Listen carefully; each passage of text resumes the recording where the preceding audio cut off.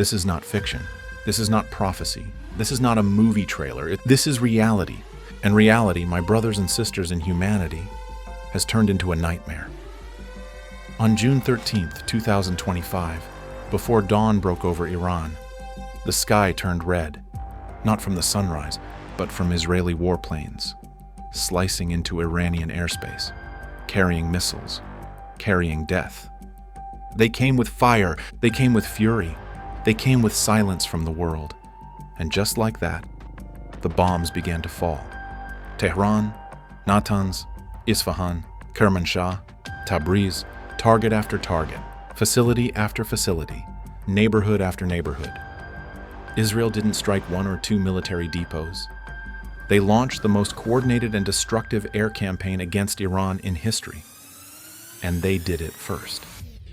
They hit nuclear facilities, knowing full well the radiation risk. They hit energy grids, cutting power to hospitals and homes. They hit broadcasting towers, silencing the voices of a people before they could even cry for help. And within a few hours, Iran's heart was bleeding. Over 224 people dead, more than 1,200 wounded. Entire apartment blocks flattened, fathers carrying the burned bodies of their sons, children digging through rubble to find their mothers, hospitals overflowing with the injured and the dying, all because Israel, without warning, declared itself judge, jury, and executioner over an entire nation. Where was the outrage? Where were the world leaders who scream about human rights? Where were the sanctions, the investigations, the emergency sessions? Nowhere. Because the victims were not European. Because the bombs were dropped by the favored child of the West, Israel. But this time, the blood did not flow in one direction. Iran retaliated, and when they did, the entire world felt it. Over 370 ballistic missiles and suicide drones tore through the sky like a divine response. They rained down on Israeli cities, Tel Aviv, Haifa, Bnei Brak, Jerusalem, fire, destruction, panic, and suddenly, Israel felt what Gaza has felt for decades. Buildings trembled, civilians screamed, airports shut, markets collapsed, and Israel, for the first time in modern memory, looked vulnerable. 14 dead, hundreds wounded, Tel Aviv on fire, sirens blaring, and a realization dawning: Iran is not Gaza, Iran is not helpless, Iran is not isolated, Iran is not afraid. This wasn't just a military clash. This was a cosmic crack in the illusion of Israeli invincibility. And yet, Israel vows to escalate again. They threaten another wave. They speak of full decapitation. They speak of erasing Iran's leadership. They speak as if they are gods, but they are not. They are mortals, and mortals playing with nuclear fire will soon be consumed by it. Let us speak clearly now. Let no one say, "We didn't know." Let no one pretend this is political. This is existential. Iran has the capacity, Israel has the bombs, and now they are at war, not in theory, but in action. The nuclear nightmare is no longer a possibility. It is a button away, and if that button is pushed, millions will die. The skies will darken for months. Crops will fail. Children will be born with deformities. Nations will fall. The so-called Middle East will become the graveyard of empires. The Holy Lands will be turned into radiation zones. And the Ummah, the Muslim nation, will face a trial unlike any in history. Do you feel the urgency now? This is not about Iran. This is not about Israel. This is about the entire world, dangling over the edge of annihilation. And the world still refuses to admit it was Israel who struck first. It is Israel who always believes it is above the law. It is Israel who has committed genocide, apartheid, occupation, and lies with a smile. Let me take you back, not to 2025, not even to 1948. Let's go further. The seeds of what we are seeing today were planted not just by armies, but by ideologies soaked in arrogance, apartheid, and the illusion of racial supremacy. Zionism was never just about a homeland. It was about a nation with no rules, claiming God while violating every command he ever gave. In 1948, they called it independence, but we call it the Nakba, the catastrophe.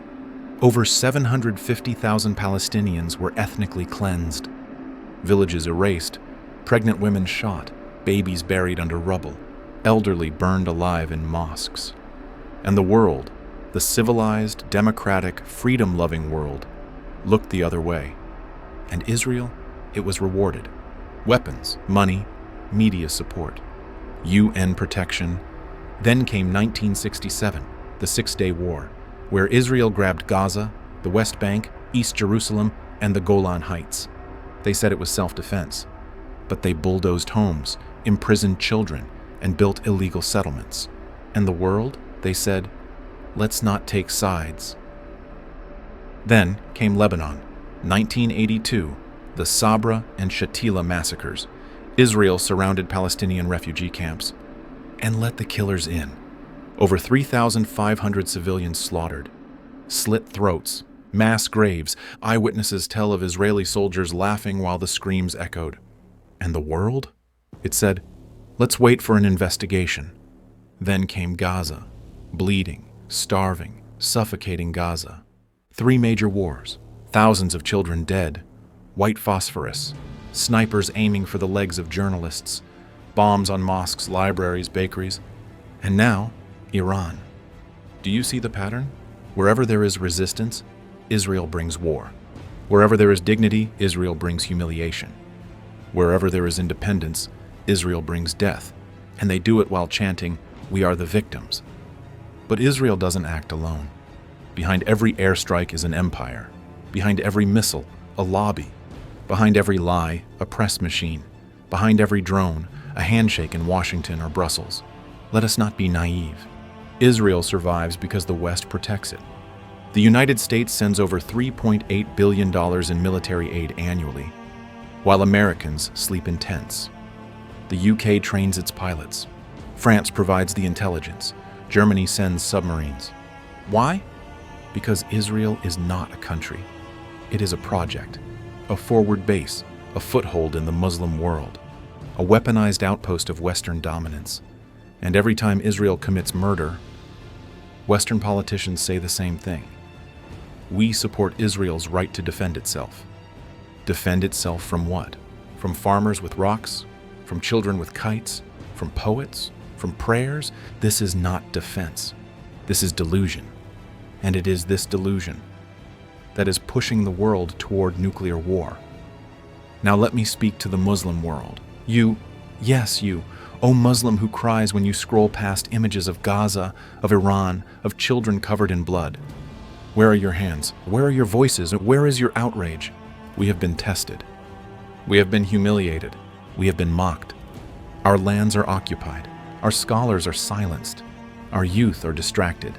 But the Qur'an warned us. Do the people think that they will be left to say, "We believe," and they will not be tested? Surah Al-Ankabut, 29:2. This is a test, not just for Iran, not just for Gaza, but for every Muslim alive today. The Prophet, peace be upon him, said, "If one of you sees an evil, let him change it with his hand. If he cannot, then with his tongue. If he cannot, then with his heart. And that is the weakest of faith." Sahih Muslim. So ask yourself, have you done all three? Or are you still scrolling?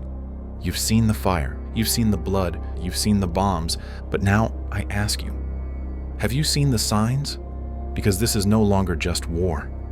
This is something deeper, something darker, something prophetic.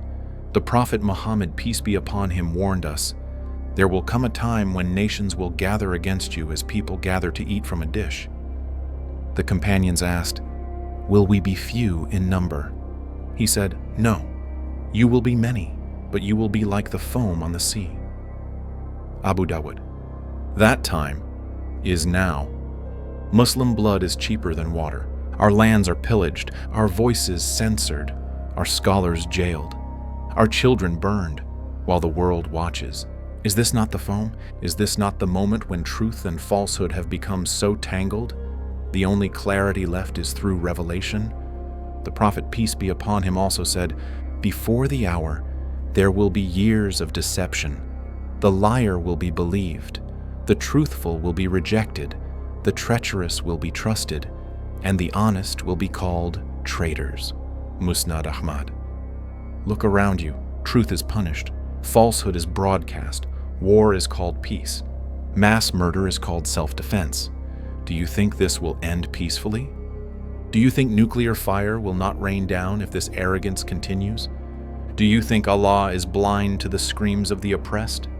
Number, He is Al-Basir, the all-seeing. He is Al-Hakam, the judge. And He is As-Sabur, the patient, until the moment He is not. O world, this is your final warning. Turn back before it's too late. Turn back from the lies. Turn back from the games. Turn back from the path of Pharaoh, who drowned when he thought himself divine, because when you cross the red line, Allah sends no letter. He sends no ambassador. He sends only His decree. And that decree is unstoppable. So whether you are Muslim, Christian, Jew, atheist, agnostic, this moment belongs to you. What side of history will you stand on? O Allah, the bombs fall and the heavens shake. The tears of the oppressed rise like smoke. The children cry and their cries echo in the throne of the Most High. O Allah, enough blood, enough humiliation, enough silence. We call upon you, Ya Jabbar, break the backs of the tyrants. We call upon you, Ya Adil, establish justice upon the earth. We call upon you, Ya Rahman, have mercy on our mothers, our children, our elders, our martyrs. O Allah, if this is a trial, then strengthen us through it. If this is a punishment, then purify us by it.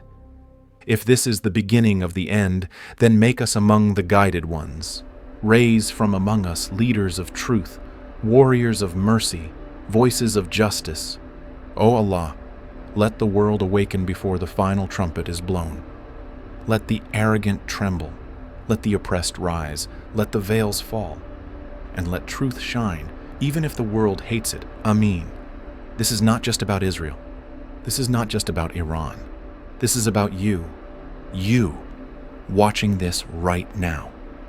You, hearing this voice in your ears. You, alive in this moment of history. The test is now. The hour is near. The souls are trembling. Choose your side, and never, ever be silent again.